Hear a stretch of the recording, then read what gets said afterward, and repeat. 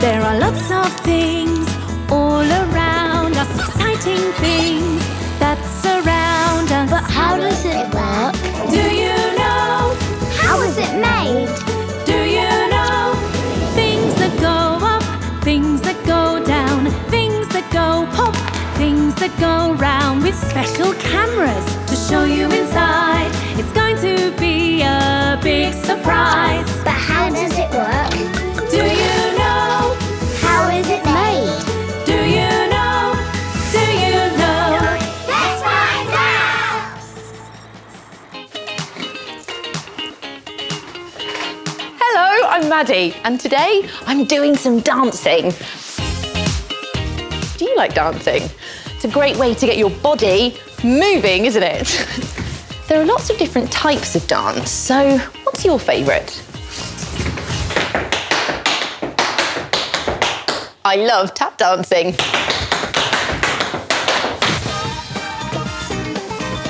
And of course, disco dancing. You can disco dance anywhere as long as you have good music. But my favourite place to dance is a disco party like this one. Can you see all of the coloured lights? And what about that big silver ball? Do you know what it's called? That's right, it's a disco ball. I love how shiny it is and how it fills the room with hundreds of little lights. But how does a disco ball make all of these lights? How does a disco ball work? Let's find out. How does it work? Disco ball. Take a look at this disco ball. It's just like the one up there, only a bit smaller. Inside a disco ball is a motor, and that motor makes the ball spin round and round. Let's switch this one on. Ready? If you listen carefully, you can hear the motor whirring.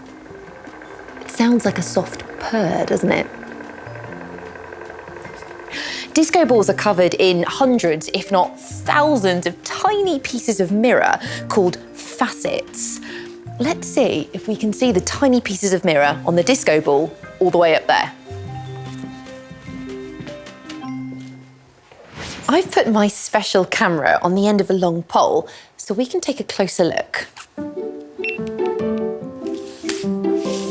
Up we go! There they are, lots of tiny mirrors. Can you see what shape the mirrors are? That's right, they're squares.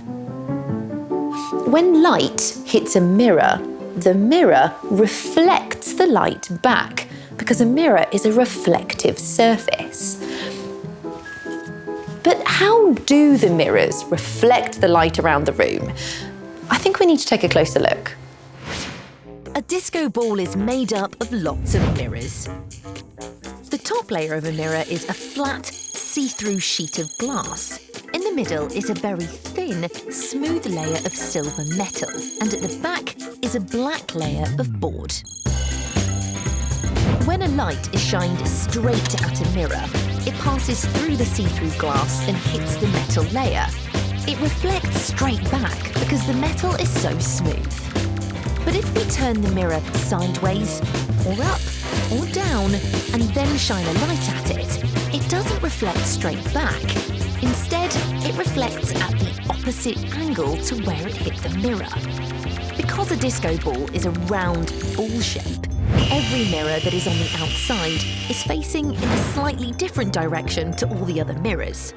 So when one light shines at a disco ball, it reflects back from lots of different mirrors in lots of different directions, all at the same time. And that makes lots of small spots of light on the walls, the ceiling, and the floor. Let's give that a go. I've got a mirror here. I'm going to switch the torch on. Remember, you should always be careful not to shine a torch directly into your eyes. And there you go. The beam of light is reflecting off the mirror and straight back. Look, can you see the spot of light on my tummy? So what's going to happen if I turn the angle of the mirror? Let's find out. You ready? Okay, I'm turning the mirror And did you see the light move? The light beam is reflecting off the mirror at exactly the same angle as the light hits it. Just there.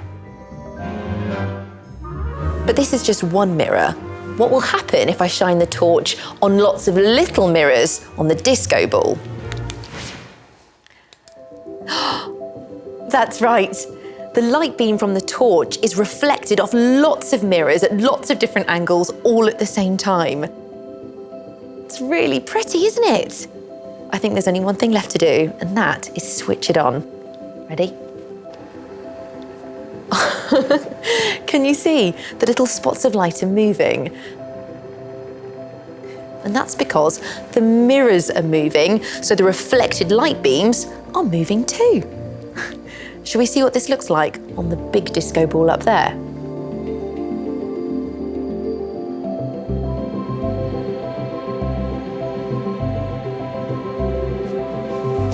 Look at the thousands of twinkly lights. It's so pretty, isn't it?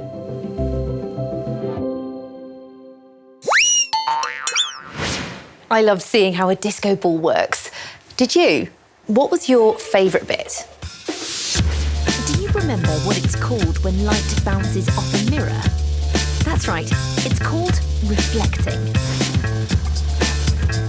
Did you hear the sound the motor made when it turned the disco ball around? And did you see how the light reflected off all the small pieces of mirror? It made a pretty twinkly pattern.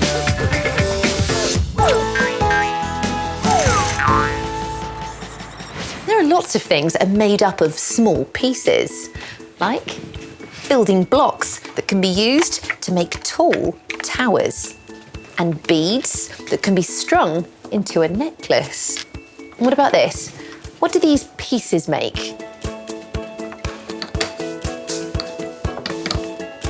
That's right, it's a jigsaw puzzle. Do you like doing jigsaw puzzles? They're really fun, aren't they? And it is so satisfying when you put the last piece in. But do you know how jigsaw puzzles are made? Let's find out. How was it made? Jigsaw puzzle. Jigsaw puzzles are made here, in a jigsaw puzzle factory. The first thing we need to do is choose a picture for our jigsaw puzzle. And this is the print room where they keep lots of different pictures. What type of jigsaw shall we make? How about one with animals? Or this one, a group of people having a party. Or how about my favourite, this one, a bright green tractor. Jigsaw puzzles are sometimes made out of a type of thick paper called cardboard, but the ones we're making today are made out of wood. But these sheets of wood are much too big for our jigsaw puzzle, aren't they? So first, they have to be cut to the right size. Ready? For this, Gary is using a cutting machine called a circular table saw.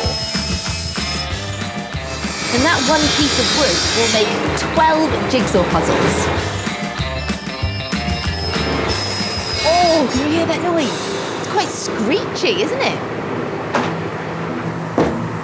Thanks, Gary. You're welcome. Next, the cut wood pieces need to have their puzzle pictures attached. Here you go. For this, Angie uses a gluing machine. Did you see how quickly the machine put glue on the picture? I love how gloopy the glue is. And it's the rollers that spread the gloopy glue on the picture so it will stick to the wood. The boards are then stacked in piles and put into a big blue clamp. It's called a butterfly press. I've been given special permission to use it to turn the handles that will help press the stack together so the pictures dry flat. Ready?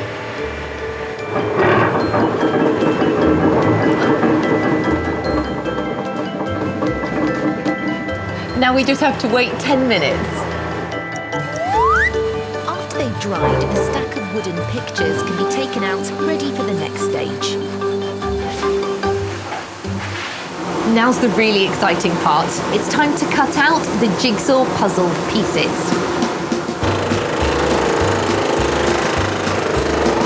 Sean is cutting all the jigsaws at the same time by moving them around while a precision cutter cuts through the wood. Look how quickly Sean is cutting the shapes. He's not even following a line. The saw that Sean's using is very sharp, but he's specially trained to do this. But it's so quick, it's hard to see the shapes he's cutting out, isn't it? So that we can see it all happening much more clearly, I've put my special camera on Sean's head. Okay, here we go, Sean. Okay. Wow! Can you see the wiggly shapes being cut out? Sean doesn't use a pattern. Instead, he decides what shapes to cut out as he goes along, so it's different each time.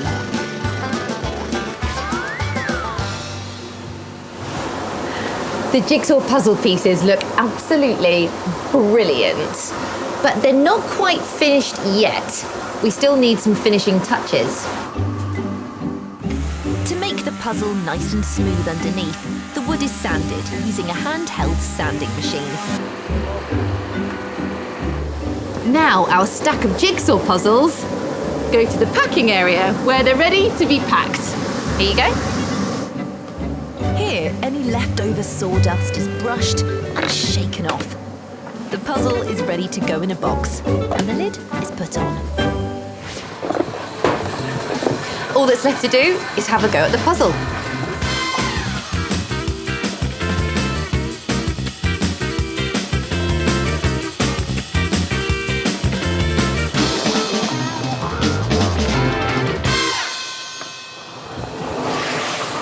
A finished tractor jigsaw puzzle. I loved seeing how jigsaw puzzles were made. Did you?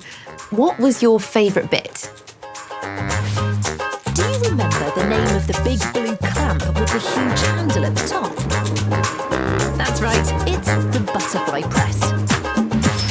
Did you hear the sound made by the circular table saw? And did you see how quickly Sean cut out the wiggly shapes in the puzzle?